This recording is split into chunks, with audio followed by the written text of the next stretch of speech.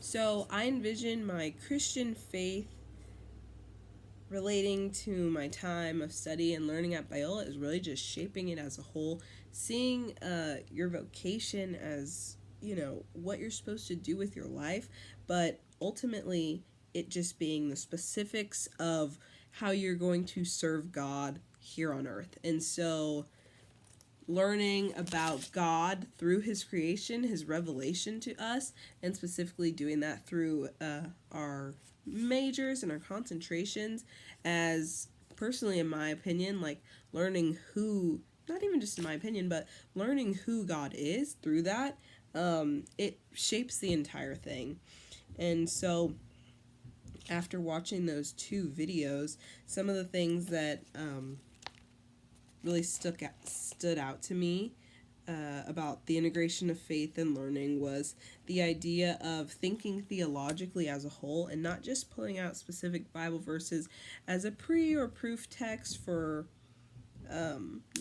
something that we just think and for ourselves, but are really like isolated from the text, basically interpreting the text for our own benefit or uses. But thinking theologically as a whole and learning what does the Bible say about this and how does that shape how I live and how I work. So that was just really amazing and something that I think we can know in our heart, but knowing and hearing it, allowing us to know it in our head allows us to really live in it, and that was amazing. And then the second one is the idea of having us of just kind of playing a small part, a small role alongside God in bringing about heaven on earth, and not, as Professor Langer said, this grandiose utopic vision that we can often have as Christians of wanting to take over the whole world and turn it towards God. That job is better left to Jesus, and I think he said it amazingly.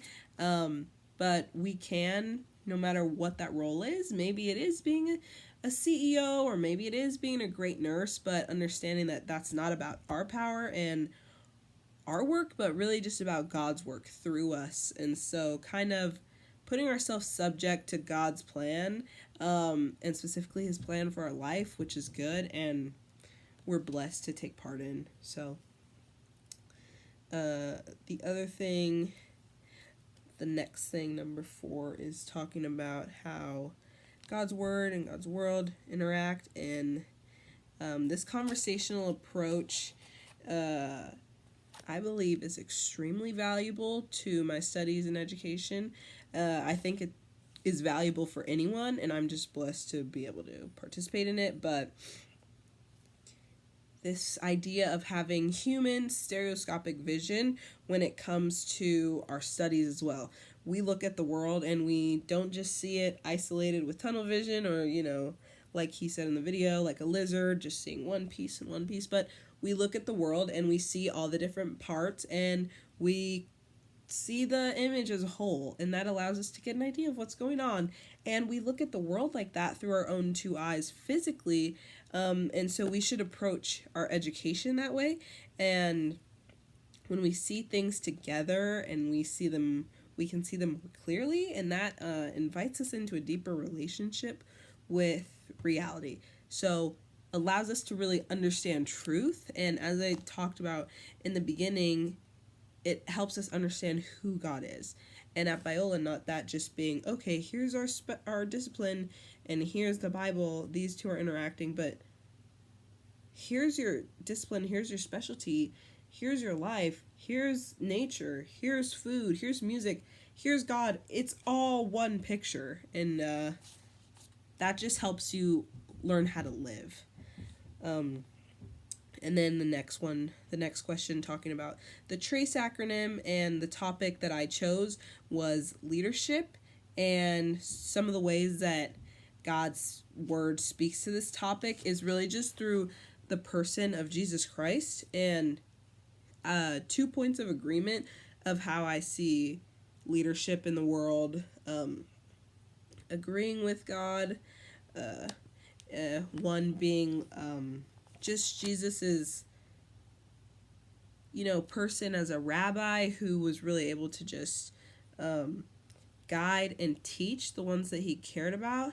And also the idea of, one person kind of, or few people who are leaders and great people, biblically minded, like taking the strengths of a group of people and leading them to complement one another. So there's many leadership figures in the Bible, obviously Jesus being the most notable, but Moses, King David, leading the Israelites, being the king of Israel, and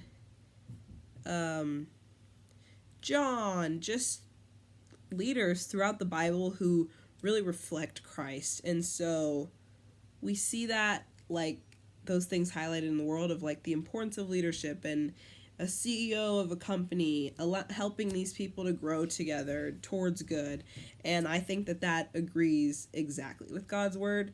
One place where I don't see that, or those are two different things, but two different things that I see as being conflicts with God's word is some of the ideas that are highlighted now in our society of the goal being grand success and fame and fortune and stages, and the person of Jesus kind of shifts that thinking. Jesus did speak, we have, in front of groups of people, we know this. He healed many people. Some examples being obviously Sermon on the Mount, and then the feeding the 5,000. These moments where Jesus is in front of large crowds, but oh my goodness. But these other examples of Jesus really taking his entire ministry, taking the time to steward this small group of people, and the idea that leadership is really walking directly alongside of people and helping them grow, and that takes investment. The other thing that is not necessarily agreed with is the idea of leadership as being service. So Jesus laying down his interest to the point of death for those that he cared about and loved in the name of truth and goodness. And sacrificing one's own interest is not something that is generally looked upon and really accepted, I would say, in the full sense of what that means. And so being a leader, being a manager, whatever in that field of management, business administration, taking on the reflection of Jesus Christ and doing that to our best of our ability means putting our interest down. But the great thing is that is the perfect design for us, and that's how we're to live, and it's what we're created in and for, and it works perfectly with our design. And so really living in that allows for freedom.